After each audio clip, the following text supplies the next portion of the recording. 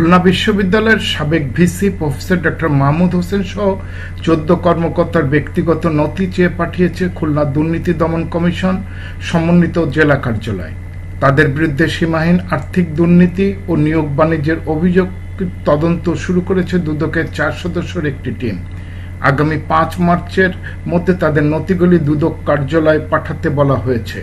দুর্নীতি তদন্তের অনুসন্ধানী টিমের টিম লিডার উপপরিচালক আব্দুল অদুদ স্বাক্ষরিত এক পত্রে গতকাল বর্তমান উপাচার্যের কাছে খুলনা বিশ্ববিদ্যালয়ের কর্মকর্তা কর্মচারী নিয়োগ ও পদোন্নতি বিধিমালা, সাবেক ভিসি সহ 14 কর্মকর্তার বিশ্ববিদ্যালয় চাকুরিতে যোগদান সংক্রান্ত আবেদনপত্র, নিয়োগপত্র, যোগদানপত্র, পদোন্নতির আদেশ এবং জাতীয় পরিচয়পত্র সহ ব্যক্তিগত নথির ফটোকপি চাওয়া হয়েছে। এছাড়া খুলনা বিশ্ববিদ্যালয়ের সাবেক ভিসি ফাইকুজ্জামান ও প্রফেসর ডক্টর মাহমুদ হোসেনের কর্মকালে নিয়োগপ্রাপ্ত পদোন্নতিপ্রাপ্ত কর্মকর্তা কর্মচারীদের তালিকা, বিনিয়োগ বোর্ডের সদস্যদের তালিকা, নিয়োগ কমিটির সবার কার্যবিবরণী সহ নিয়োগ ও পদোন্নতির নথি সত্যায়িত ফটোকপি।